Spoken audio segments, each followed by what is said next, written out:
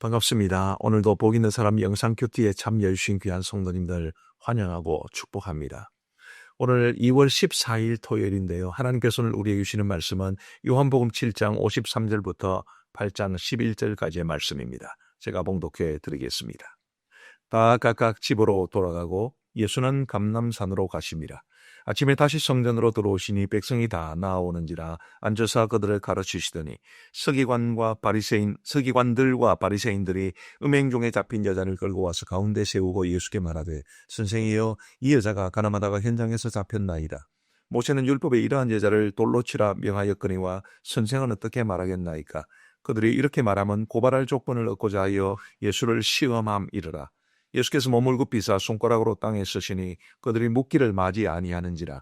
이에 일어나 이르시되 너희 중에 죄 없는 자가 먼저 돌로 치라 하시고 다시 몸을 굽혀 손가락으로 땅에 쓰시니 그들이 이 말씀을 듣고 양심의 가책을 느껴 어른으로 시작하여 젊은이까지 하나씩 나가고 오직 예수와 그 가운데 섰는 여자만 남았더라. 예수께서 일어나서 여자 외에 아무도 없는 것을 보시고 이르시되 여자여 너를 고발하던 그들이 어디 있느냐. 너를 정죄한 자가 없느냐. 대답하되 주여 없나이다. 예수께서 이르시되 나도 너를 정죄하지 아니하노니 가서 다시는 죄를 범하지 말라 하심이라. 아멘. 오늘 본문도 꽤 유명한 사건일 겁니다. 서기관과 바리새인들, 바로 이 유대의 종교 지도자들이 음행종에 잡힌 여자를 끌고 와서 예수님을 시험하는 그 장면인데요. 그들이 이제 그 음행종에 잡힌 여자를 예수님에게 끌고 와서 이렇게 말합니다. 5절 말씀에 모세는 율법에 이러한 여자를 돌로 치라 명하였거니와 선생은 어떻게 말하겠나이까. 질문이었겠습니까? 질문이 아니겠죠. 예수님을 지금 얽어매려고 하는 것입니다. 6절 말씀에 보시면 그들이 이렇게 말하면 고발할 조건을 얻고자 하여 예수를 시험함이르라. 이것은 두 가지 면에서 그들은 아주 좋은 생각을 했다고 생각했을 겁니다. 만약에 예수님께서 이 여자를 돌로 치라 그러면 평상시 우리 예수님이 대중들에게 보여주셨던 그 사랑이 많고 인자한 모습에 이제 위배될 뿐만 아니라 그 당시 로마 사람들은, 로마가 이스라엘을 지배하고 있었는데요. 로마 사람들은 이제 이 유대인들이, 이스라엘 사람들이 사형을 내리고 집행하는 것을 허락하지 않았습니다. 더군다나 로마의 법에는 이 간음이라고 하는 것이, 음행이라는 것이 사형에 해당하지 않았습니다. 그러니까 예수님께서 이제 율법에 명한 대로 이 여자를 돌로 치라 이렇게 명하면 예수님의 평상시의 가르침과도 맞지 않을 뿐만 아니라 이 로마 법에 저촉이 되기 때문에 이게 문제가 아주 심각해질 수 있는 것이었고요. 또 그렇다고 해서 이 여자를 놓아주라 라고 말을 하면 모세의 율법을 거스르는 일이 되었기 때문에 우리 예수님을 이제 아주 꼼짝 못할 콘으로 몰아넣었다고 그들은 생각할 겁니다. 이제 그들의 이런 모습 여러분 어떻게 보이시나요? 저는 굉장히 좋지 않게 보입니다. 왜냐하면 지금 그들이 예수님을 고발할 조건을 얻고자 해서 이용하는 게 뭡니까? 이용하는 게 바로 율법입니다. 하나님의 말씀을 예수님을 잡기 위한 도구로 지금 사용하고 있다는 점에서 그들의 죄악은 굉장히 큽니다. 우리 사랑하는 성도 여러분 정말 조심해야 되는데요. 우리가 어떤 것에 지나치게 집착하다 보면 믿음도 하나님의 이름도 말씀도 우리 마음대로 누군가를 얽어맬 그를 도구로 사용할 수 있다는 것을 우리에게 보여줍니다. 굉장히 무서운 일입니다. 교회 안에서 많은 분쟁이 일어날 수도 있고요. 또 어떤 사람들은 직분이 어떻든 간에 관계없이 굉장히 좀 이렇게 마음이 되게 완악하게 되는 경우도 있습니다. 근데 이 경우든 저 경우든 다 믿음을 이야기하고 하나님을 이야기하고 또 성경을 이야기합니다. 근데 그 속에는 하나님도 안 계시고 성경도 없는 그런 경우가 얼마나 많이 있겠습니까? 주위에서 보면 저 사람에게 문제가 분명히 있는데 정작 그 사람은 하나님의 말씀을 인용하고 자기의 욕심, 자기가 바라는 바를 채우기 위해서 그렇게 성경이나 하나님의 이름이나 믿음을 악용하는 그런 경우가 들어 있습니다. 우리에게 정말 그런 모습이 있지는 않는지를 한번 깊이 돌아보셔야 되는데요. 바로 이런 점에서 좀 돌아보시면 좋겠습니다. 지금 오늘 본문에 이제 이 서기관들과 바리새인들로 대표되는 이 유대인들, 그리고 예수님이 이렇게 이제 등장을 합니다. 자, 이 사람들, 그러니까 유대인들은 지금 죽이려고 하는 사람이죠. 예수님도 죽이고 이 여자도 죽이고. 그러나 우리 예수님은 살려주시는 분이셨습니다. 결국 우리가 어떤 사람이고 어디에 초점을 두는가라는 것이 중요한데, 어떻습니까? 여러분들은 어찌했든지 사람을 끌어내리고 사람들을 욕보이고 영적으로나 그렇게 죽이려는 사람입니까? 아니면 예수님처럼 살리려는 사람입니까? 이 유대인들처럼 되면, 유대인들과 같은 사람이 되면 성경도 하나님의 이름도 믿음도 자신들의 목적을 위해서 악용하는 셈이 되는 거죠. 굉장히 무서운 일입니다. 그러면서도 자기 자신은 또 그렇게 하고 있는지를 모르는 경우가 많습니다. 부디 우리 사랑하는 성도 여러분들은 정말 사람을 살리시는 분들이 되시면 좋겠고요. 사람을 회복시키고 믿음 안에서 세우는 그 일에 열심을 낼지언정 정말 누군가를 깔아내리거나 모함하거나 교회에서 쫓아내려거나 제발 이런 사람들이 되지 않기를 간절히 바랍니다. 사람은 살려야 되죠. 우리 예수님의 정신이 사람을 살리는 것 아니었겠습니까? 이 음행 중에 현장에서 잡힌 여자, 율법에 의하면 마땅히 죽어야 할 여인이었지만 예수님은 그 여인을 살려주셨습니다. 이런 살림의 은혜, 그런 은혜가 예수 그리스도를 통해서 우리에게 주어졌고 이제 우리를 통해서 또 다른 사람들에게로 흘러가야 하지 않겠습니까? 부디 그렇게 되기를 간절히 바랍니다.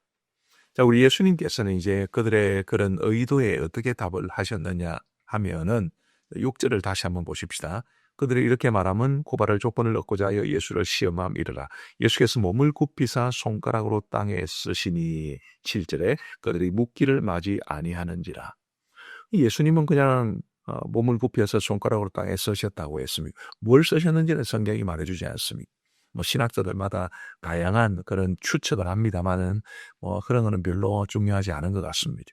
그냥 예수님은 그냥 땅에 뭔가를 쓰셨다라고만 말해 줍니다. 저는 개인적으로는 우리 예수님께서 그들의 이 뭐랄까요, 막 분위기를 험악하게 만들어가는 그 상태를 좀 진정시키기 위해서 그렇게 하신 것이 아닌가, 그렇게 생각을 합니다만은 어쨌든 그것도 그렇게 중요한 것은 아닙니다. 7절에 그들이 묻기를 마지 아니하는지라. 이에 일어나 이르시되 드디어 답을 주시는 것이 너희 중에 죄 없는 자가 먼저 돌로 치라 하시고, 저는 이 말씀이 굉장히 중요하다고 봅니다. 너희 중에 죄 없는 자가 먼저 돌로 치라. 아까 유대인들은 사람을 죽이려는 사람들이었다고 봅니다마는 과연 그들에게는 죄가 없었겠습니까? 다른 사람들에 대해서 지나치게 좀 가혹한 사람들이 가끔 있습니다. 가혹한 잣대를 가지고 저 사람은 이래서 안 되고 저 사람은 저렇게 안 되고, 심지어 목사님에 대해서도 목사님이 저렇게 하면 안 되고, 장로님에 대해서도 장로님이 저렇게 하면 안 되고, 목자나 구역장에 대해서도 목자나 구역장을 저렇게 하면 안 되고, 굉장히 가혹한 기준을 들이대시는 분들이 계신데, 이 말씀이 그런 분들에게 도전이 되었으면 합니다. 죄 없는 자가 먼저 돌로 치라. 너는 죄가 없느냐? 여러분, 우리도 사실 다른 사람들에 대해서 좀 함부로 비난하고 그럴 때가 솔직히 있지 않습니까? 솔직히 말씀드리면 제게는 그런 모습이 좀 있었던 것 같습니다. 이 사람은 어떻고 저 사람은 어떻고 평가하기 좋아하고 비난하기 좋아하고 그런 모습이 제 속에 있었습니다마는 이 말씀이 참 저를 부끄럽게 합니다. 너는 죄가 없냐? 죄가 없다면 먼저 돌로 쳐라. 죄가 없다면 정죄해라. 그런 말씀으로 들리기 때문입니다.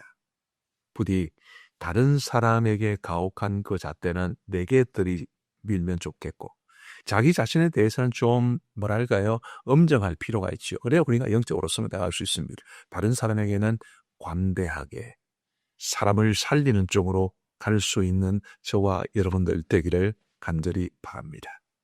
우리 예수님께서 이제 그렇게 말씀하셨을 때 많은 사람들이 양심의 가책을 느껴서 이제 떠나갔습니다. 그래서 드디어 그 여인과 예수님만 남게 되었습니다. 10절 말씀에 보시면 예수께서 일어나서 여자 외에 아무도 없는 것을 보시고 이르시되 여자여 너를 고발하던 그들이 어디 있느냐 너를 정죄한 자가 없느냐 11절에 대답하되 주여 없나이다. 예수께서 이르시되 나도 너를 정죄하지 아니하노니 가서 다시는 죄를 범하지 말라 하시니라. 우리 예수님이 이 여인을 살려주시기는 하셨으나 그 여인의 죄까지 받아주신 것은 결코 아닙니다. 다시는 죄를 범하지 말라. 우리 예수님은 분명하게 죄를 경계하셨습니다. 우리 흔히 왜 그런 말을 하지 않습니까? 죄는 미워하되 사람은 미워하지 마라. 그 참 어려운 말인데 오늘 본문에 나오는 예수님이 정확하게 그 말씀대로 아니 그 말씀보다 더 하신 거지요. 그 여인, 죄 지은 여인은 살려주셨고 긍휼을 베풀어 주셨습니다. 그러나 죄는 결코 받아들이지 않으시는 다시는 죄를 범하지 말라 이렇게 말씀하셨기 때문입니다. 우리도 예수님처럼 참 이게 어려운 일이기는 합니다만은 어쨌든 죄는 미워하되 죄인은 사랑하고 긍휼을 베푸는 죄인은 살리려고 하는 그러면서도 죄는 경계하는 그런 모습이 우리에게도 있게 되기를 바라는 마음 간절합니다. 우리 기도하시겠습니다. 자비하신 아버지 하나님 감사합니다. 오늘 저희들에게 토요일을 허락하시고 건강하고 또 생명 가지고 이 하루를 맞이하게 하시니 감사합니다. 우리에게 말씀 주신 것도 진심으로 감사합니다. 아버지 하나님여 그러나 오늘 이 말씀은 참 우리의 모습, 특별히 죄악된 모습을 끄집어내는 듯합니다. 하나님이여 저희들도 서기관들과 바리새인들처럼 누군가를 끌어내리고 흠집을 내고 또 혹은 죽이려고 했던 그런 모습이 우리 속에 있지는 않았는지를 깊이 돌아보게 하여 주시옵고 내가 집착하고 있는 그거를 반드시 달성하기 위해서 하나님의 말씀과 하나님의 이름까지 믿음까지 사용한 것은 아닌지 우리의 모습을 깊이 돌아볼 수 있도록 인도하여 주옵소서.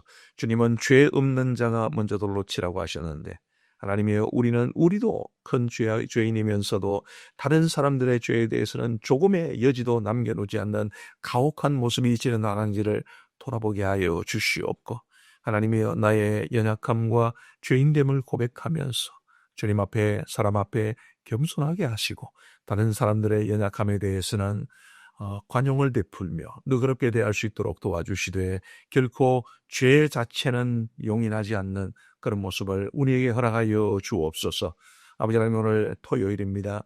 우리 성도님들 오늘 행복한 주말 보내게 하시고 내일 거룩한 주일을 잘 준비하여 은혜롭게 예배드리게 하여 주시며 각 교회의 목사님들의 이 설교 준비 사역에 함께하여 주셔서 하나님의 충만한 말씀의 은혜가 임할 수 있도록 은혜를 베풀어 주옵소서.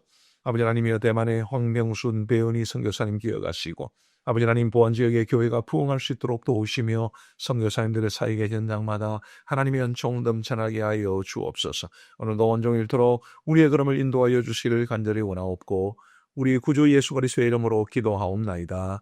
아멘.